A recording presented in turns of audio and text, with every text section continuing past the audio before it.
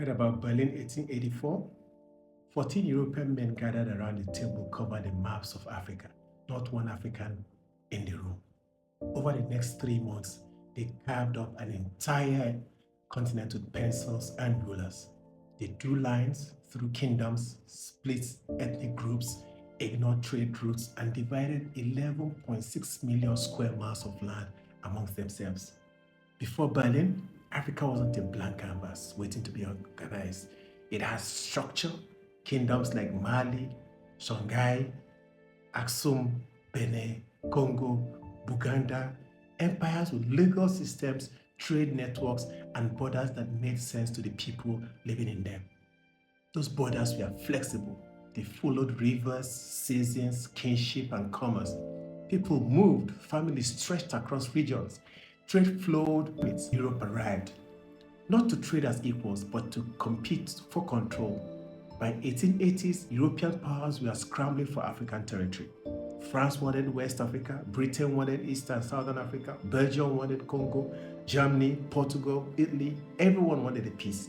So they called a meeting in Berlin, November 1884, which Otto von Bismarck hosted. For 3 months, they argued over maps for where France's territory ended to where Britain began, who got access to rivers, who controlled ports. They drew borders with 2 priorities: avoid war with each other and maximize resources. The result? Community split overnight. The Maasai were divided between Kenya and Tanzania. The Bakongo people split across 3 countries. Ethnic groups that had never lived together were suddenly forced into single political units. Entire region stitched together with no shared language, no shared governance system, no shared identity. Then handed a flag and called a country. And when Africans protested, Europe responded with force. By 1914, almost all Africa was under European control. Independence finally came into 1950s and 60s. African leaders faced an impossible choice: keep the borders Europe drew or withdraw them at own risk and civil war.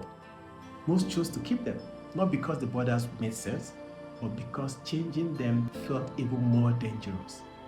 The Organization of African Unity even made it official policy in 1963, preserve stability. So today, we have 54 countries trying to function inside frameworks designed for extraction, not cooperation. Movement between 2 African countries harder than flying to Europe. This wasn't accidental, it was the design. And until we name that origin, until we say clearly that these borders were imposed, not chosen, we'll keep treating symptoms without understanding the cause. But what Berlin couldn't predict is that Africans kept adapting. Informal trade survives despite both. Culture ignores the lines: music, food, language, fashion crossed borders, which raises the question: who keep finding ways around these divisions? What will happen if our systems finally caught up? And 140 years later, we're still living inside those lines. Drop your comments below.